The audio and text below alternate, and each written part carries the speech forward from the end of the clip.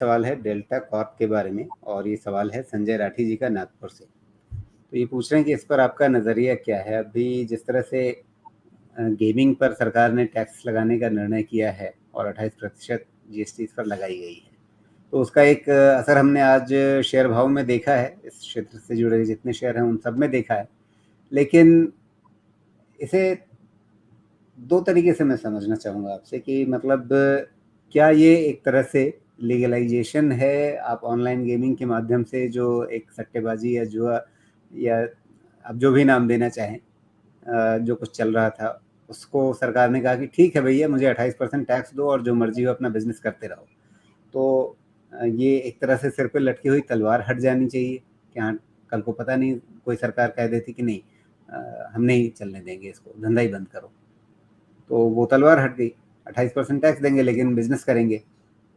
अब वो समाज के लिए कितना सही है गलत है वो एक अलग बहस है, लेकिन एक शेयरधारक के नज़रिए से अगर आप सोचेंगे तो वो अलग कहानी बन जाती है। या 28% बहुत ज़्यादा लग रहा है लोगों को, इसलिए हमें आज इस तरह का रिएक्शन देखने को मिला है। कैसे देखेंगे इसको? शायद सुनने में अच्छा नहीं लगे, लेकिन ये जुआ, शराब, गेम्स ये ऐसी चीजें होती हैं ना, ये लत होती, छूटती नहीं। आप शिफ्ट कर सकते हैं लेकिन छूटेगा नहीं।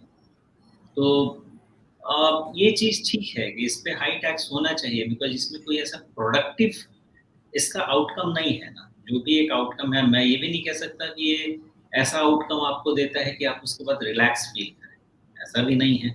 जुए में जाके लोग हारते हैं तो उसके बाद और परेशानी ही क्रिएट होती है। लेकिन अगर आप इसे कॉस्ट बहुत कॉस्टली नहीं बनाएंगे तो लोग वैसे भी चोरी छिपे तो खेलते ही, काम करते ही।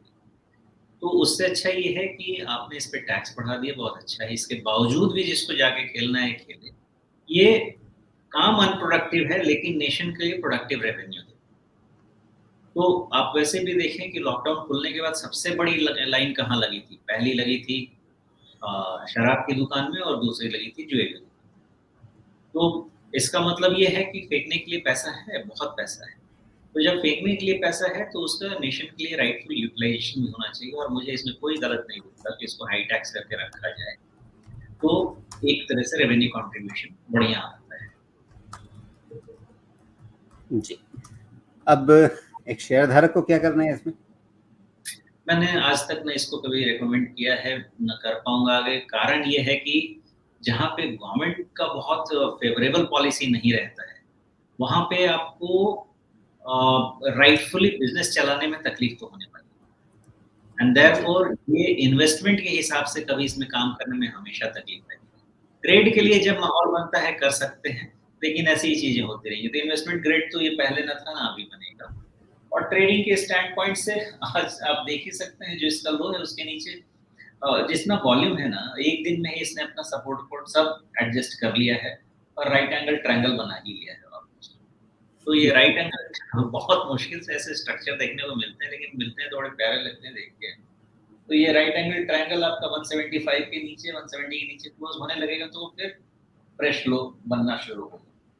तो जी। अगर बेनिफिट ऑफ डाउट देना भी है तो हमारे पास 164 इज द लास्ट नंबर, जिसके नीचे में इसका कंप्लीट अप ट्रेंड चेंज हो जाता है कंप्लीट डाउन ट्रेंड में। जब तक 164 नहीं टूटता है, हो सकता है आज वाले को एक एक्सेसिव रिएक्शन मान के आप इसको फिर से एक कंसोलिडेशन में देख सकते हैं, ऐसा हो सकता है। लेकिन 164 का रफली ध्यान रखिएगा, उसके जी। बाद दिक्कत ज़्यादा होगी। बहुत बढ़िया ट्रेंड लाइन भी बनाई है इसने। बढ़िया है, वो भी ट्रेंड लाइन काम कर सकती है, लेकिन आपको यही है कि वो ट्रेंड लाइन ब्रेक डाउन आपको कॉशन लेना पड़ेगा और 164 का ब्रेक डाउन कंफर्मेशन लेना पड़ेगा। जी। लेकिन जीएसटी लग जाने से क्या वैलिडेशन हो गया धंधे का, और या वो तलवार लटकी रहेगी कि कभी किसी राज्य सरकार का मन होगा तो अपने यहाँ बंद कर देगी कोई कानून ला करके कि नहीं, हम हमारे यहाँ तो नहीं चलेगा, देश भर में चलता है तो चले। कर सकते हैं ना, कई सारे ऐसे कुछ एक स्टेट हैं जहाँ पे शराब बैन है, तो ये भी बैन कर सकते हो, तो अपना स्टेट का डिसीजन है। उसमें तो कोई भी डिसीजन ले सकता है।